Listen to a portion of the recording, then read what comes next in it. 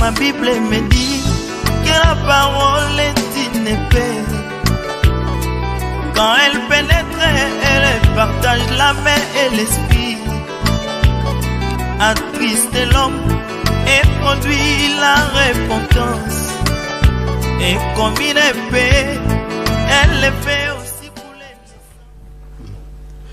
Bonsoir, bonsoir, vous qui êtes amoureux de la parole. Nous sommes en train de parler dans ce studio pour cette émission le thème de Malachie 4. En tout cas, il y a déjà eu 2, 3, 4 émissions sur ce même thème et nous pensons pouvoir chuter aujourd'hui. Docteur Clyde Moundanga, bonsoir. Bonsoir frère Alain, bonsoir à tous les internautes et tous les téléspectateurs. Je pense aussi sur le plateau à mon précieux frère Richard Josué. Merci bien, Richard Josué. Bonsoir, bonsoir. Bonsoir mon cher Alain, merci. Voilà, merci.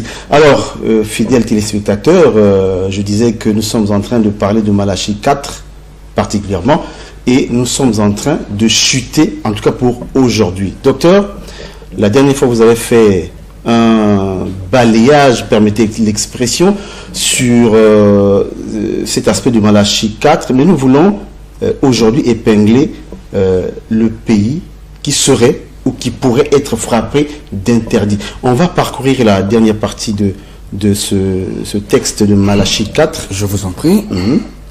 Alors donc, il ramènera. Voilà.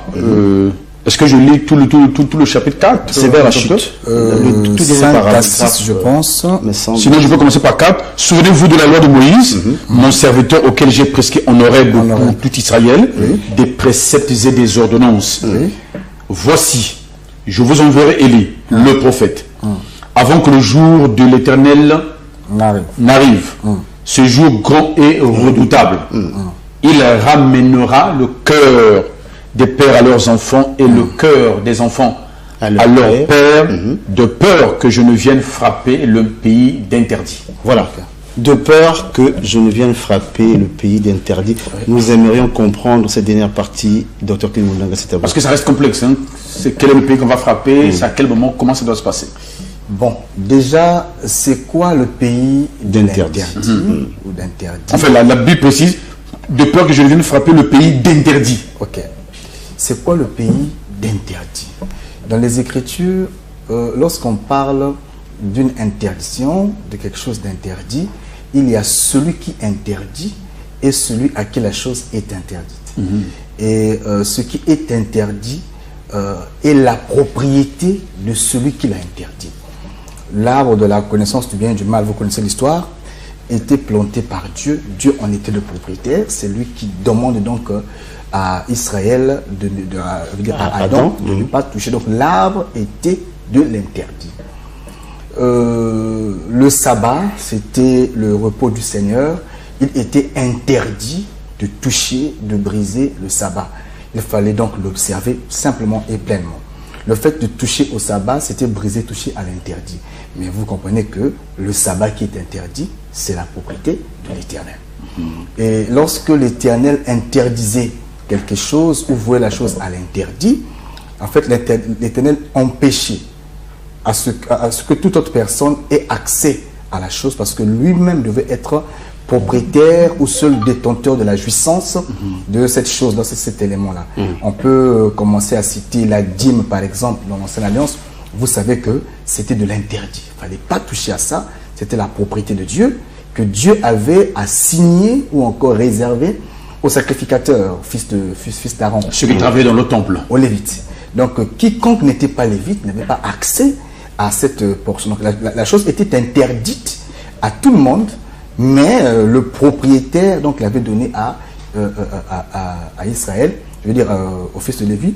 Et quand Israël touchait à l'interdit qui était la dîme, dans le contexte de l'Ancien Testament, voilà, Dieu frappait le peuple. Voyez-vous. Donc, avec quiconque n'était pas lévite, n'avait pas accès à cela. Et une fois qu'il avait accès à cela sans l'autorisation ou l'approbation de Dieu. En tout cas, c'était la propriété, l'apanage des Lévites. Quiconque n'était pas lévite n'avait pas accès à la dîme. Et le peuple d'Israël était enseigné en conséquence par rapport à ça. L'étranger, la veuve et l'orphelin. Voilà. Donc quiconque n'était pas de la tribu de Lévi n'avait pas accès à cette dîme-là. Pardon, donc vous dites sauf la veuve, l'orphelin. La veuve, l'orphelin et l'étranger. Pourquoi cette exception justement? Parce que Dieu avait dit à Israël que c'est pour rappeler à Israël qu'ils étaient un jour étrangers. Et aussi, quelque part. Voilà, considérés comme esclaves. Et un jour, ils ont été veuves dans le pays de l'Égypte et d'autres pays ailleurs. Donc, pour faire tirer la leçon des expériences du passé, Dieu devrait, de façon culturelle, garder cette notion-là. Mais de façon prophétique, ça annonçait des choses à venir. Parce que la véritable veuve, c'est l'Église aujourd'hui. L'orphelin, c'est l'Église. Et l'étranger, c'est aussi l'Église. Voilà pourquoi Christ disait que je m'en vais, je ne vous laisserai pas orphelin. Pourquoi il le dit? Parce que c'est que lui qui est le Père ne sera pas là. Voilà, donc quand le Père venait à mourir, on était en fait orphelin. L'Esprit vient pour nous consoler, pour qu'on ne sente pas cette absence du Père. Et nous sommes le peuple étranger autrefois qui avons eu accès au salut, et nous étions étrangers à la loi, à la foi et aux alliances. Aujourd'hui, d'étrangers que nous étions par l'œuvre de la croix, on a été rapprochés, et nous sommes aussi étrangers, orphelins et veuves. Voilà, l'idée c'est que nous ne puissions aussi manquer de rien. De rien. C'est-à-dire que dans la loi, Dieu avait prévu une portion pour les nations. Vous remarquerez que lorsqu'il y avait moisson en Israël, la loi disait qu'on ne devrait pas moissonner les coins de chaque champ. Il fallait laisser ça pour l'étranger qui allait venir. C'est-à-dire que dans le plan de Dieu, c'est vrai que le champ appartenait à Israël. Mais il faut réserver quelque chose pour l'étranger. Donc Dieu voyait un peuple étranger qui devrait venir un jour avoir accès aussi à l'héritage. Et quand on donne la Pâque, l'Écriture dit que vous mangerez la Pâque, si vous avez un étranger acquis à prix d'argent, elle devra se circoncire et se conformer au rite de la Pâque pour que lui aussi puisse manger la Pâque. C'était une obligation dans ces conditions-là. L'étranger qui était acquis à prix d'argent, l'argent c'est le rachat, à prix d'argent, avait aussi accès, seulement qu'il devrait se conformer à la même loi que les Juifs pour avoir accès à la Pâque. Or, cet étranger que Moïse ne cessait de voir, en réalité, Dieu est en train de prophétiser le salut du peuple des nations aujourd'hui. Voilà pourquoi, si les nations sont sauvées, ce n'est pas une surprise, Dieu l'avait déjà prévu. Voilà. Donc, quand on parle de l'interdit, c'est ce qu'il ne fallait pas toucher. Donc, la question est de savoir quel est le peuple sur la terre, quel est le pays sur la terre qui appartient à l'Éternel, à qui l'Éternel a une fois dit, ne touchez pas à ce pays-là. Quiconque touche à ce pays a touché à la prunelle de mon œil. Ne touchez pas ce peuple. À ce peuple. C'est lequel peuple? Sur la terre. Si ce n'est Israël. Voilà. C'est tout le monde, c'est tout lecteur de la Bible qui le sait. La question, enfin, quelqu'un dirait quand même, pourquoi Israël? Est-ce que c'est possible qu'on comprenne ça un jour? Israël, c'est à cause de leur père. C'est Abraham. Nous sommes fils d'Abraham par la foi. Mais Israël l'est contre la chair. C'est le peuple d'Abraham. Et ce n'est pas par hasard que Jésus naît là-bas. Le salut est juif. Nous héritons de ce. Ça veut dire qu'Israël est choisi du fait de l'œuvre abattue par Abraham. Pas par rapport à leurs œuvres, dit Paul. Mais par rapport à leur père. Mais c'est par rapport à leur père. Par rapport à leurs œuvres, ils sont condamnés. Parce qu'ils n'ont pas respecté, ils n'ont pas été dignes de ce salut. Comme tout mortel. Hein? Comme tout mortel, comme tout peuple. Mais à cause des promesses faites à Abraham, Dieu ne pouvant pas... Qui avait plu à Dieu en son temps. À ses promesses, Dieu avait donné ça, la bénédiction à Abraham et à sa postérité. Donc Dieu ne pouvant pas changer les choses et contraint. La chose s'est répétée avec David. Dieu a dit à David que je te bâtirai une maison. Après toi, je serai le père de ton fils. Il y a ton fils qui va hériter sur le trône et je serai pour lui un père. Je lui châtierai avec le fouet des hommes. Et si il se déroutait, je veux le corriger comme un père châtierait son fils. Son fils bien-aimé. Mais je ne l'abandonnerai pas. Voilà pourquoi, malgré les déboires de Salomon, par rapport à la conduite de Salomon, Salomon méritait d'être éjecté. Mais à cause de David, Dieu se souvient de sa promesse à David et conserve, bon gré mal gré, les failles. Donc quand vous voyez Salomon, il n'est pas digne, mais pour Dieu, il est digne à cause de son père. Voilà un peu Juste, docteur Clid, le choix d'Israël par rapport à propos de cette question du choix d'Israël, beaucoup de croyants sont sortis de doctrines comme quoi, de la même manière que Dieu a pardonné à Israël du fait de l'œuvre abattue par Abraham, aujourd'hui, d'aucuns pensent que pour peu qu'il est pasteur, ses enfants, sa famille méritent naturellement le salut. Docteur Clid appuie à Dieu une hérédité, que ses enfants, que sa progéniture puisse croire en Dieu ou pas, naturellement, elle a accès au salut. Est-ce possible? Je n'ai pas saisi. Ah, bon, vous nous avez expliqué tout à l'heure que Israël est le choix ou a trouvé grâce auprès de Dieu du fait de l'œuvre abattue par Abraham. Abraham ayant plu au Seigneur, à Dieu, il a reçu les promesses comme quoi, par lui, un peuple viendrait. Mais en rapport avec cela, des doctrines sortent de partout, donc, chez les gentils, donc, chez nous les nations, comme pour dire, dès l'instant le Père a cru, les enfants ont d'office le salut. Non, cela est contre l'enseignement apostolique. On ne peut pas prêcher comme ça. Le salut, il est individuel. C'est par erreur qu'aujourd'hui les gens répètent le sacerdoce lévitique. Mais Israël, c'est pas le salut individuel par rapport à toute la terre, bien par rapport aux gentils. Papa est mort, et voilà, papa n'est plus là. L'enfant hérite. C'est son fils qui devient pasteur à sa place. Parfois, c'est madame aussi. Il faut le dire, on parle de la foi chrétienne de la Bible. Le ministère n'est pas familial. Le ministère est individuel. Dieu a donné aux uns. Le ministère est personnel. Il n'est pas familial. Individuel, personnel. Voilà. Donc, l'épouse du pasteur n'est pas censé être... Même en termes de droit, frère Alain, il y a une nuance entre une église, une fondation, un ministère. C'est-à-dire, docteur. La fondation, en termes de droit, appartiendrait à une famille, à une corporation ou à... selon la loi des associations, hein, donc c'est un groupement d'individus qui sont voilà, ou à une famille. Formation fabrication. Quand on dit fondation Alain Victorien Zaou, ça appartient à Alain Victorien, sa femme et toute sa famille. Après Alain Victorien, sa femme peut monter pour faire des réclamations par rapport aux droits, ses enfants, cousins et consorts. Quand on dit église, ça n'appartient ni au pasteur, ni à son fils, ça appartient à Dieu. Et Dieu a établi le pasteur, oui, et à côté du pasteur, Dieu établira des enfants que ce pasteur devra former pour libérer demain. Si spirituellement parlant. Voilà. Si le pasteur n'est pas, il a des enfants qu'il a engendrés spirituellement qui vont perpétuer la course et la marche. Pierre avait le bâton. Après la mort de Pierre, on n'a pas vu le fils de Pierre, mais les collaborateurs qui étaient là ont perpétué la mission. Parmi lesquels Timothée et compagnie. Et consort. Maintenant, si nous parlons de... Avec Pierre, on parlera de Luc et les autres, les Philippe et consort. Maintenant, si nous parlons du ministère, le ministère, il est personnel. Le ministère appartient au docteur Clid. C'est Dieu qui m'a fait grâce de porter ce ministère didactique que j'anime. Si le Seigneur tarde à venir le jour que vous ne serez pas sur terre, personne ne peut hériter de votre ministère. Le docteur Clid. Voyez-vous, voilà pourquoi il faut faire la nuance entre le ministère et l'église. L'église, c'est ce qui nous appartient tous.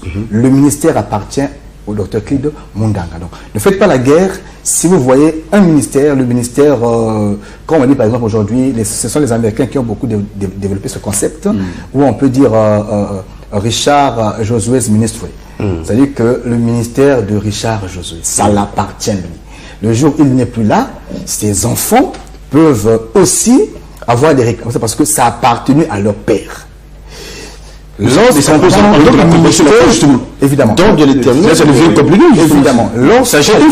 Lorsqu'on parle de l'église, voilà pourquoi le ministère doit travailler dans l'église. Lorsqu'on parle de l'église, là, ça n'appartient pas au pasteur, mais ça appartient à Dieu. Et par Dieu, nous voyons toute l'équipe. Mais pardon, l'église est terrestre aussi. Le ministre est censé, ou le ministère est censé servir le peuple de Dieu. D'où vient dans une congrégation de mais d'où vient que le ministère pourrait appartenir à la famille du ministre Richard Josué ministre. À la manière des hommes. À la manière des hommes, le ministère est individuel. L'individu n'est plus. Mais il a travaillé dans... il s'est consacré à ce ministère. Ça a donc été son travail.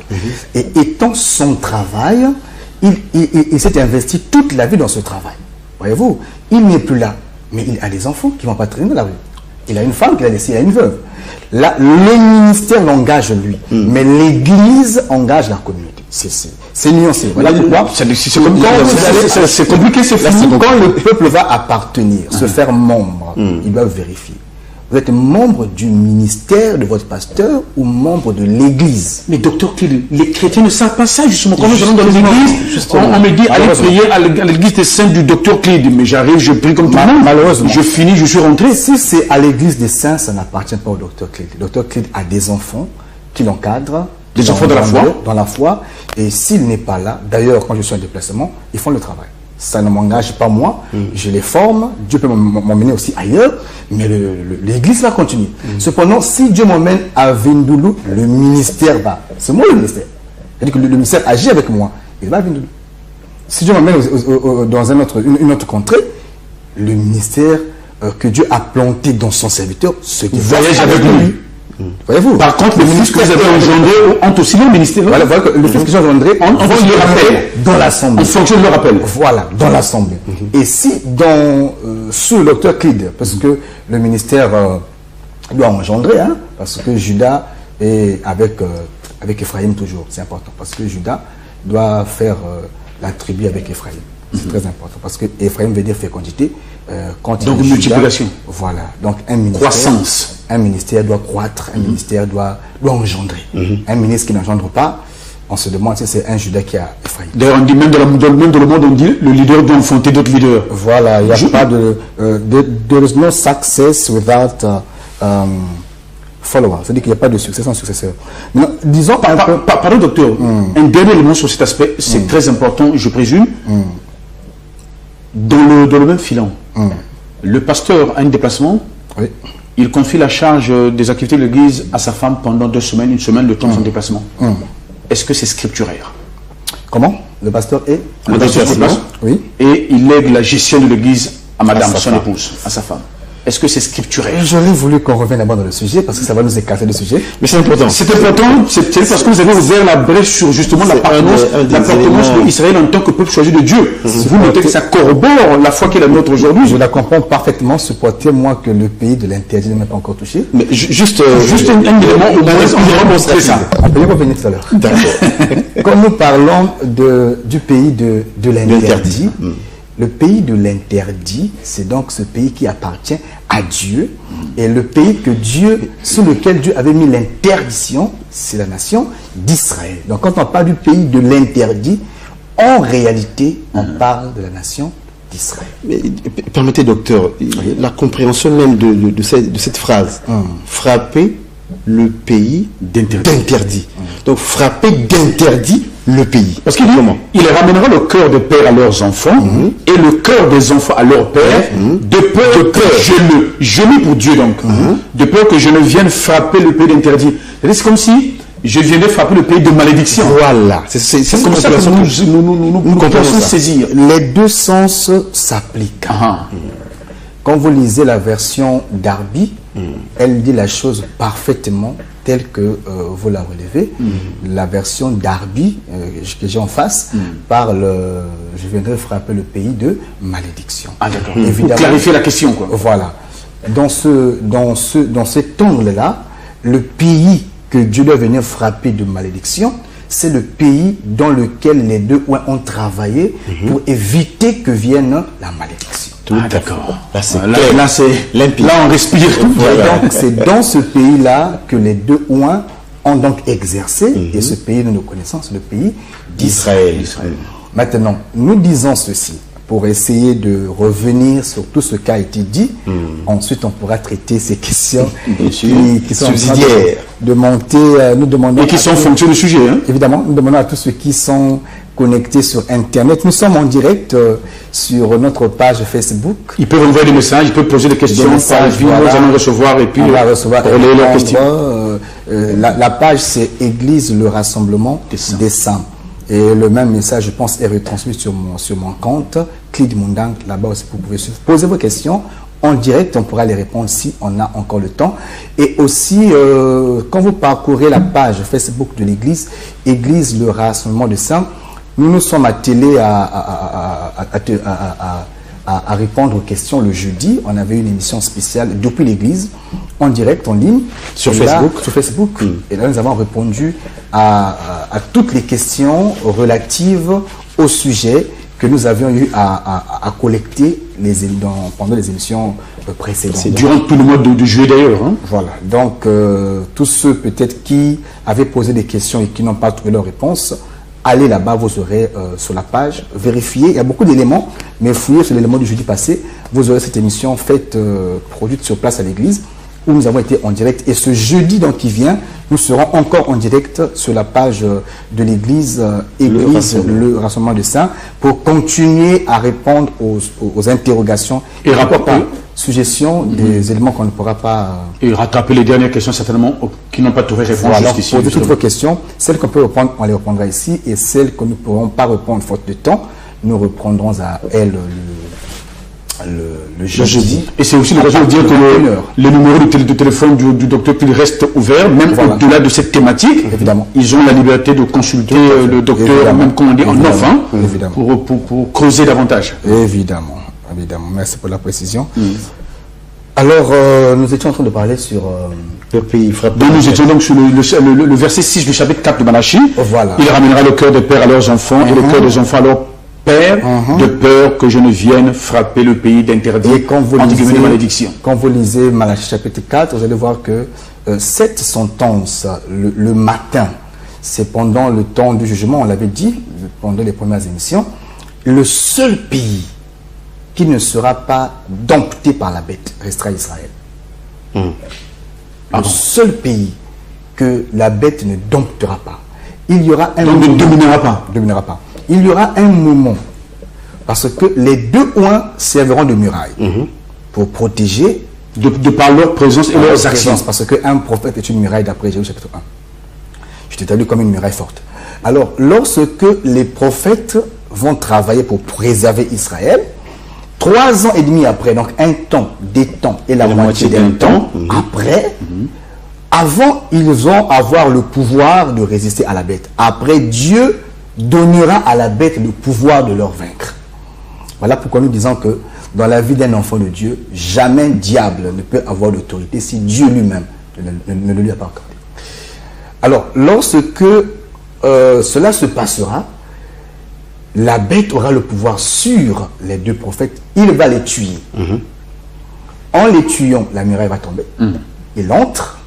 Voyez-vous, parce que ils viendront d'abord, combattre le faux mariage. Parce que la gouvernance du peuple hébreu en ce temps-là aura tendance à garder les alliances. Parce que ce sera le temps des solides alliances dont parle le livre de chapitre 9. Parce qu'il y a temps d'alliance et temps de la solide alliance. Est-ce que cette alliance aurait déjà commencé sur Terre actuellement? Ça a déjà commencé, parce que là on parle des temps d'alliance. ONU, au ceci, au cela. Ça veut dire qu'on peut dire que c'est le début du commencement. Évidemment. Nous avons aujourd'hui des antéchrists, mais c'est l'antichrist qui n'est pas encore arrivé. Mais les antés annoncent qu'il y a un anti qui arrive. Donc, tout ce que les antés sont les précurseurs de l'antichrist. Évidemment. Anté, c'est ce qui vient avant. Avant, bien sûr. Alors, lorsque cette corruption que Israël accepte aujourd'hui, pendant que la bête paraîtra, devra être coupée par Élie, d'où l'esprit d'Élie. Parce que ce qui était et ce qui sera. Quand Akab s'est allié, a fait une alliance avec Jézabel, image de la bête qui monte de la terre, Élie est venu faire la guerre à ce faux mariage. Parce que dans les Écritures, un mariage est une alliance. Voilà pourquoi quand l'esprit d'Élie a agi en Jean-Baptiste, ça a aussi combattu le mariage d'Hérodias et d'Hérode. Voyez-vous? Parce que c'était aussi une fausse alliance. Et quand Israël, le royaume d'Israël, qui est le roi, va s'allier à la bête qui monte de la terre, au début de l'influence, les deux prophètes seront suscités pour combattre cela. Et après avoir combattu 3 ans et demi, Dieu permettra qu'ils soient tués. Et quand ils seront tués, c'est alors que la partie d'Israël appelée parvis extérieure sera donc donnée à la bête. Il va entrer, il va fouler. Ce qui s'est passé dans les temps passés se reproduira. Mais à ce moment-là, les élus d'Israël sont déjà partis. Ils sont pas partis. Les 144 000, ils vivent ça? Ils seront tués. Ils vivront ça. Et lorsque la bête va entrer, va saccager, va travailler là. Quand Israël sera au bout, il n'y a que 144 000 membres qui ont cru. Mais d'autres seront sauvés, non pas par rapport à leur foi, mais par rapport à la promesse faite à leur père. C'est ce qui est écrit. Israël n'est pas sauvé d'abord par rapport c'est par rapport à la promesse. Parce que les critiques par rapport à l'évangile, ils sont ennemis de Dieu. Mais par ils rapport n'ont pas cru. Ils n'ont pas cru.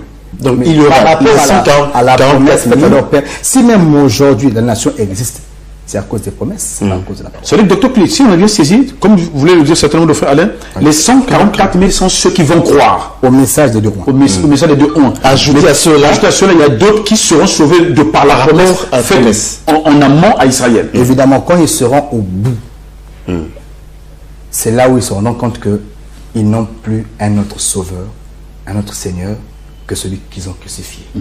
C'est en ce moment-là que viendra donc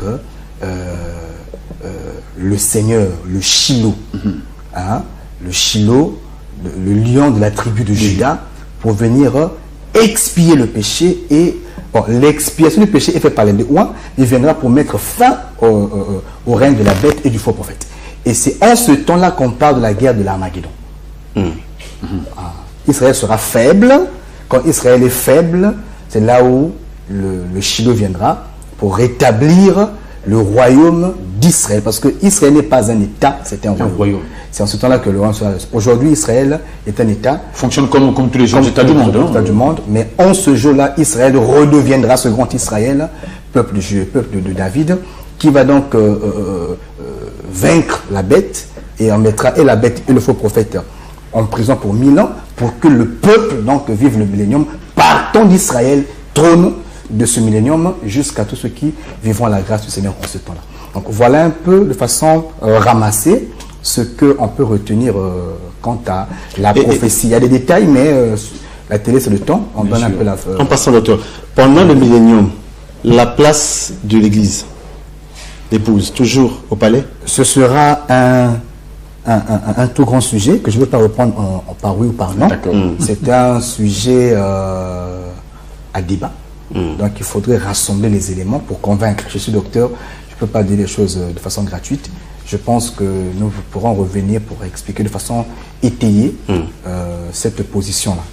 Mais toutefois, nous voulons juste insister à tous ceux qui nous suivent, et à vous d'ailleurs qui êtes sur le plateau, voix des sans-voix, nous voulons dire que pourquoi nous disons que Malachie 4 ne peut pas s'accomplir aujourd'hui.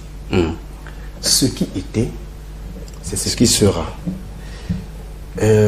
C'est triste que d'autant croient que Malachie 4 soit un sujet difficile. C'est un sujet simple. Très simple. C'est vous qui le dites, c'est vous qui trouvez que c'est vous le dites simple parce que docteur de la parole, vous avez la lumière à propos, mais pas besoin. Pas ça. Encore moins beaucoup de ceux qui nous suivent à la télé, sur les réseaux sociaux, à travers le monde. L'église du Seigneur, c'est l'appui et la colonne de la vérité. L'église du Seigneur, c'est l'appui et la colonne de la vérité. C'est là où nous retrouvons ce que le monde ne peut pas connaître.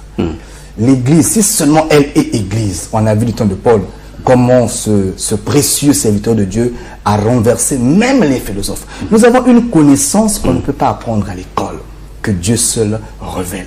L'apôtre Paul disait, je suis dispensateur des mystères de Christ. Amen. Donc un ministre, sa parole est un homme mystère. Un homme dont la spécialité, dans l'exercice, la spécificité même du travail, c'est rendre en lumière tout ce qui est caché dans les Écritures. Décoder. Donc quand un peuple est sous un ministère, ils ont droit à la connaissance. C'est leur droit. Le ministre doit creuser pour leur... Vous savez, quand la manne est tombée, le peuple a attendu la manne, Dieu a fait la promesse, la manne est tombée. Quand la manne tombe, Exode 16, l'Écriture dit que c'était comme la rosée. Et toute l'assemblée murmurait. Ah, ça c'est quoi? Non, c'est la rosée. Non, ce sont des grains de coriandre. Non, c'est la rosée qui est tombée.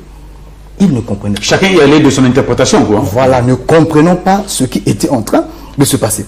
Et dans ces interprétations, ils vont se poser la question, mais ça c'est quoi l'Écriture? Je prends le verset 15 du chapitre 16, le frère Charles pourra lire.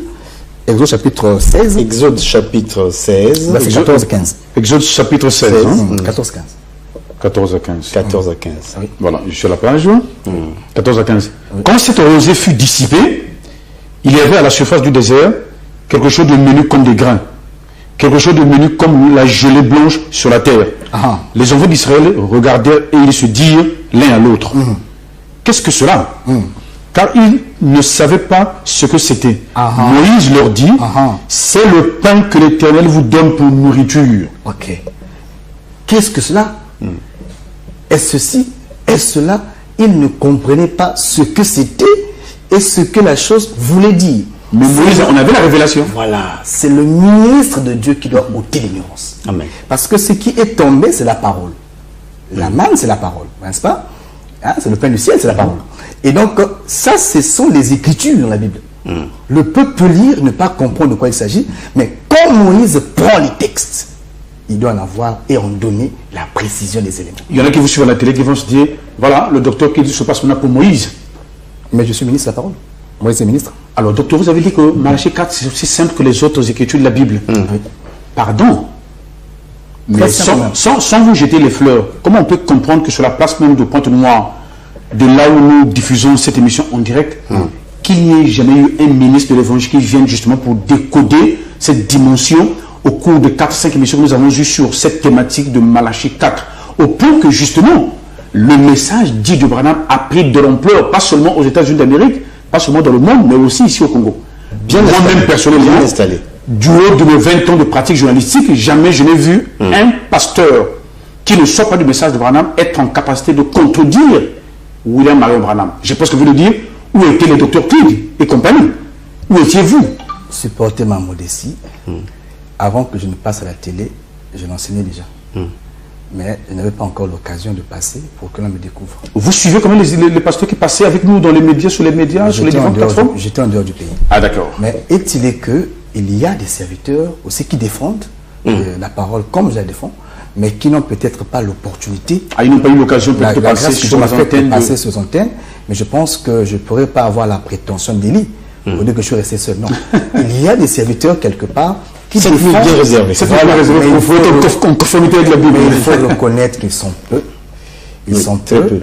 Et c'est un langage qui ne vient pas du docteur Clé, déjà appartient aussi à une communauté où ces choses sont expliquées si simplement qu'un bout de pain. Parce que c'est formidable de l'apprendre, c'est bon pour l'Église. C'est même notre nourriture, parce que le ministère est fait pour chasser l'ignorance. L'apôtre Paul disait, je ne veux pas que vous soyez dans l'ignorance. Donc le ministère doit... Mais si quelqu'un est ministre de la parole et il ne connaît pas ces choses, j'aurai la même question que Jésus, qu'il a posée à Nicodème. Mais tu es docteur de la loi et tu connais tu ne connais pas ces choses-là. Le docteur est censé connaître ces choses. Le ministère, c'est la connaissance. C'est la connaissance. D'abord, c'est la connaissance.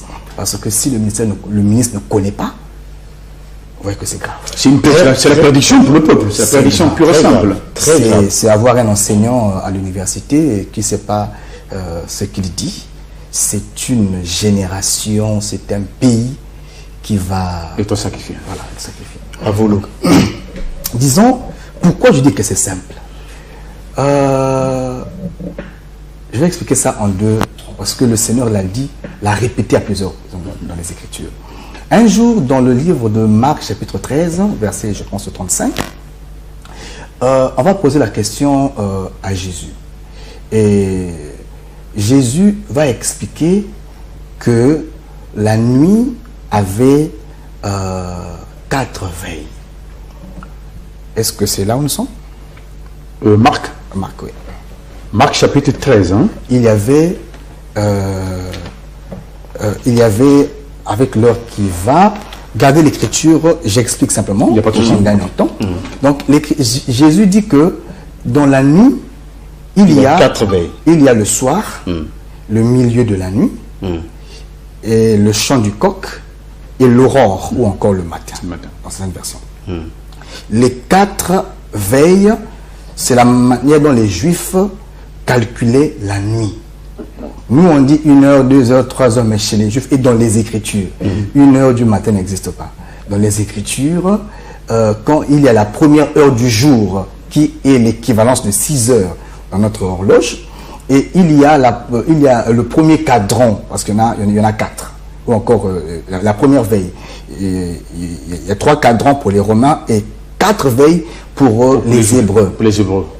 Quand vous voyez les 4 veilles, il y a le soir, il y a le milieu de la nuit, il y a le chant du coq, et il y a l'aurore.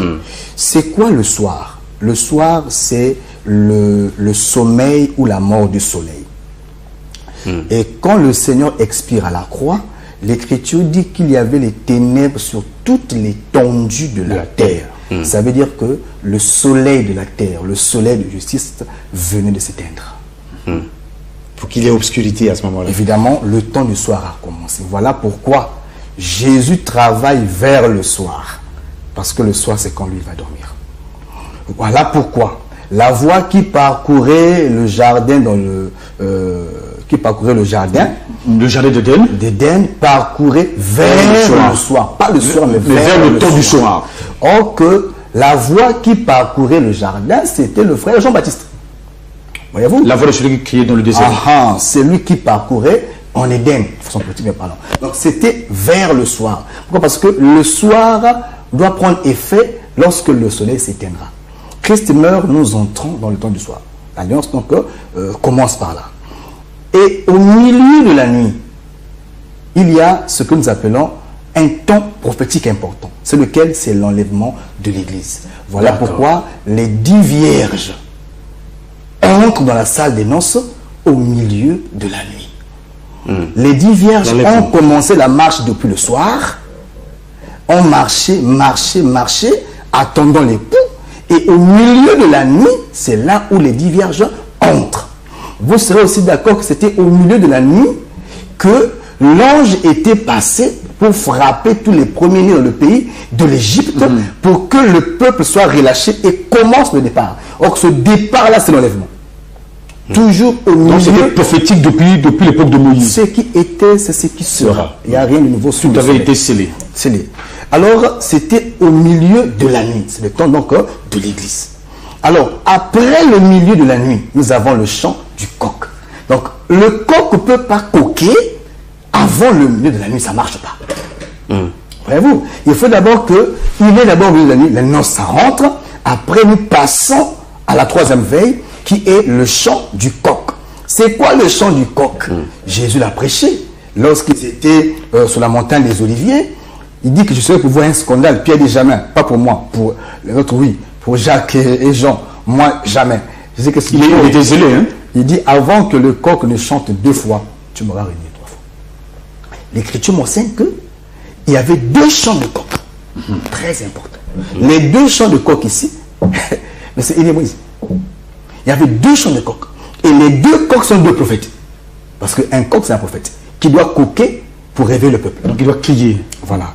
Et lorsque les 2 coqs vont chanter, c'est alors qu'après les 2 chants de coq, que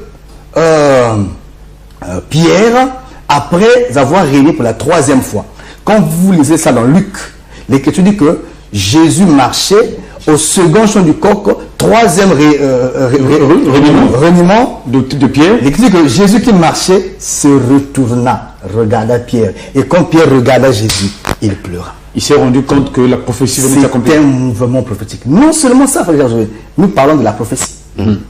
Le retour de Jésus qui se tourne là, c'est tout un retour. Parce qu'aujourd'hui, Israël voit le dos du Seigneur. Parce que la face, c'est la grâce c'est avec l'Église. Mais en ce jour-là, lorsque les deux coqs chanteront, il va se retourner. Il se retourne. Ça veut dire qu'il donnera le dos aux nations. Aux nations, voilà. Les nations auront perdu la grâce. Chez nous, on dit très intelligent. Donc, c'est au moment-là que Christ reviendra vers Israël. Alors, Pierre est l'image de la nation d'Israël. Et les pleurs, c'est la repentance.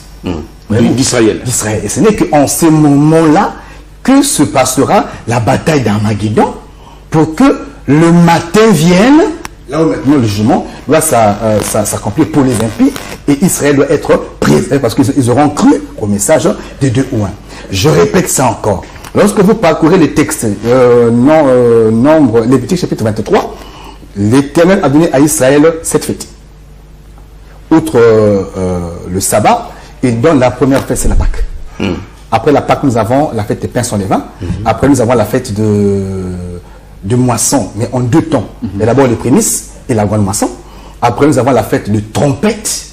Après, nous avons la fête de trompette. Après les trompettes, nous avons le tabernacle. Cette fête. La fête des tabernacles. Cette fête. Ces choses-là expliquaient toute la marche prophétique des Écritures. Parce que Dieu se cache dans les Écritures. Et le ministère doit faire sortir Dieu des Écritures. Voyez-vous, nous disons que les Écritures en réalité parlent d'un homme. D'un seul homme. Parce que lorsque vous voyez les vagues de la mer en train de faire balloter la barque, mais les vagues ne cherchaient pas Pierre. Les tempêtes ne cherchaient pas Jacques. Parce que c'était toute une Bible. Voyez-vous, le peuple qui est les nations, parce que l'eau parle des peuples, langue des nations. Donc le peuple qui s'agite ne cherche pas Pierre, ne cherche pas Jacques, ne cherche pas Jean. Ça cherche celui qui dort. Et dans la Bible, nous cherchons un seul homme qui dort. Lorsqu'il se réveille, le monde est calmé. Et cet homme qui dort, c'est Christ. Qui dort dans les Écritures, on doit le réveiller, car lui seul est détenteur du salut. D'ailleurs, on dit qu'il est l'espoir des nations, la lumière des nations. Nous avons un appel de la France. Nous disons à ce précieux bien-aimé qui nous appelle de France. C'est ceux qui nous suivent en direct. Qui nous suivent en direct, oui. Nous vous saluons, c'est le plus 333.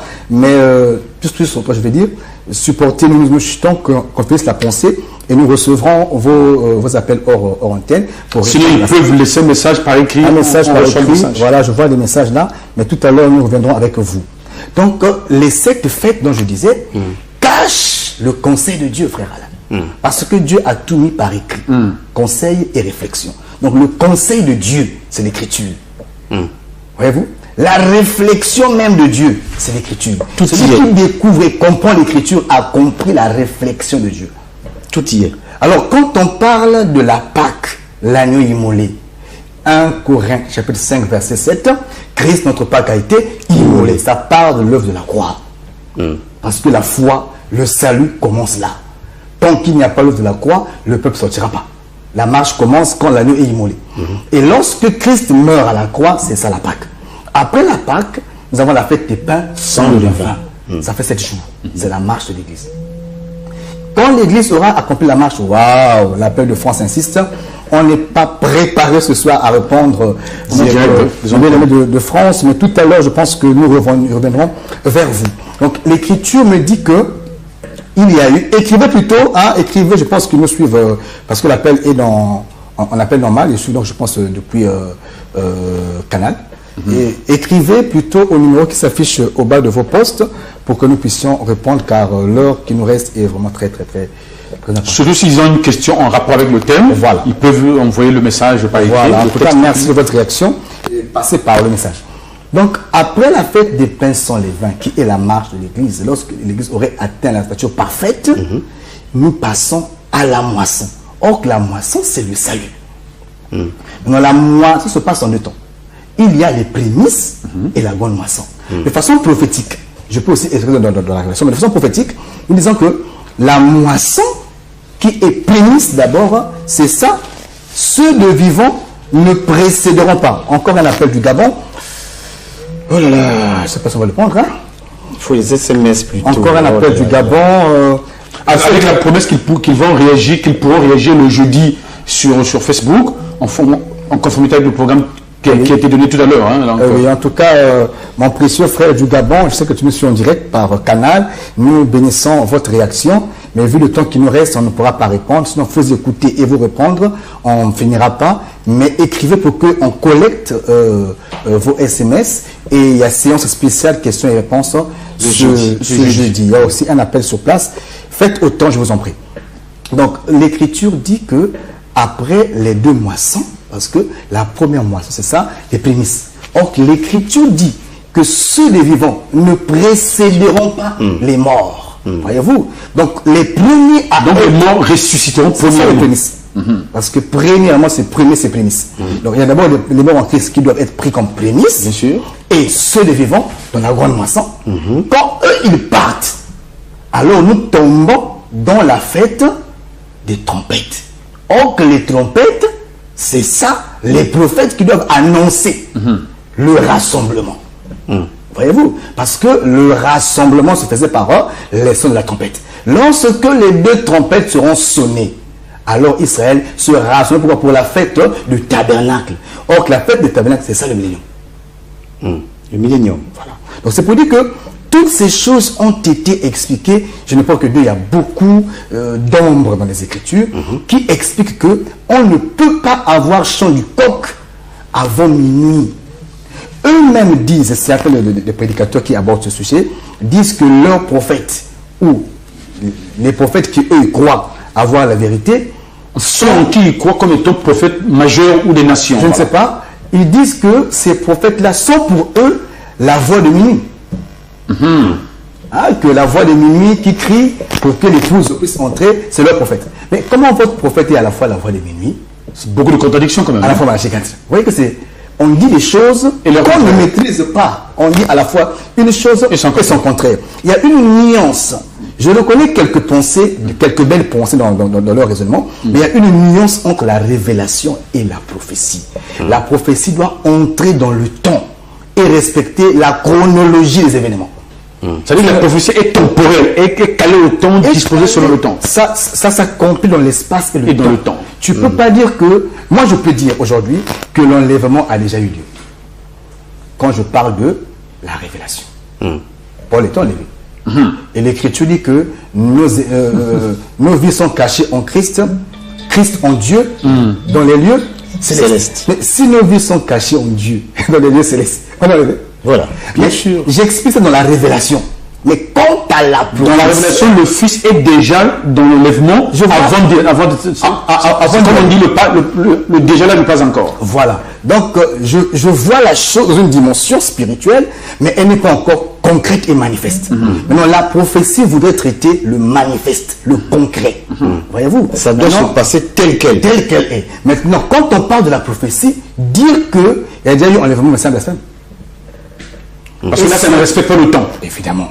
C'est donc cette manière de mélange de genres que beaucoup de ces prédicateurs font en touchant 2 choses qui ne peuvent pas s'accorder à la fois. Donc cet imbroglio entre la prophétie et la révélation conduit plusieurs à dire des choses qui ne peuvent pas cadrer dans l'espace et le temps. Voilà pourquoi Tel que défini par la Bible. nous disons à tous ceux qui ont prêché Malachie 4 de façon américaine de se repentir ce soir. Leur salut en dépend. Leur salut en dépend, c'est sans complexe. C'est une déclaration solennelle que vous faites là, docteur C'est très clair aussi, est très clair. Leur salut en dépend. Quiconque a prêché Malachie 4 de sa manière, qu'il prenne la manière des Écritures ce soir. Cela est très important. Le salut en dépend. Pardon, frère Alain, docteur Clid, puisque nous bouclons la boucle de cette thématique, Oui. le conseil du docteur à l'endroit de toutes celles et ceux qui justement s'étaient laissés embobiner par ces différentes doctrines, par ces différentes déclinaisons doctrinales. Jésus les aime. Ils parlent ce soir pour attendre leur repentance. Personne n'a jamais, je ne sais pas, échappé à la grâce sans que Dieu ne puisse l'avertir. Aujourd'hui, c'est par ma voix, ça peut être moi, ça peut être quelqu'un d'autre. C'est un avertissement. Compare ce que tu as cru aux Écritures, et si tu reconnais que l'Écriture n'est pas conforme à ce que tu crois, et l'humilité de te conformer, non pas à ce que je dis, mais à ce que dit l'Écriture. Voilà. Ainsi, ton salut sera garanti. Sinon, je peux t'assurer que tu auras couru en vain. Car l'athlète n'est pas couronné s'il n'a pas couru d'après les règles. Et les règles, on s'appelle... Encore faut-il en courant qu'il arrive à terme. Et voilà. Mais qu'il court au moins d'après les règles de faire grâce. de la course. Et les règles, c'est non seulement des apôtres et des prophètes. Oui, merci beaucoup. Très fort, hein. En tout cas, on ne devait même pas s'arrêter parce que la déclaration elle est très forte. Très fort, c'est solennel, c'est complexe, c'est Très fort. solennel. Merci beaucoup pour vous là, qui avez été présents pour cet exposé si riche. Nous sommes arrivés à la fin malheureusement de cette émission, mais il est le rendez-vous de jeudi. Alors jeudi, 21h, il y a des réponses à toutes vos questions. Soyez donc scotchés à partir de 21h avec le docteur Clid Mundanga sur Facebook. Merci donc pour cette attention. Que ceux qui ont des oreilles entendent ce que l'Esprit dit à l'Église. Yes. et que ceux qui entendent comprennent et pratiquent la parole de Dieu. À bon entendeur, shalom. Shalom.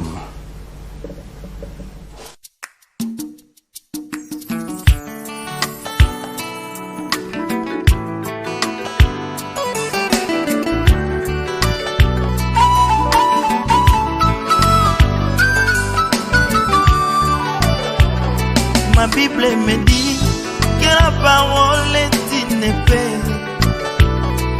Quand elle pénètre, elle partage l'âme et l'esprit, attriste l'homme et produit la repentance. Et comme une épée, elle le fait aussi couler le sang.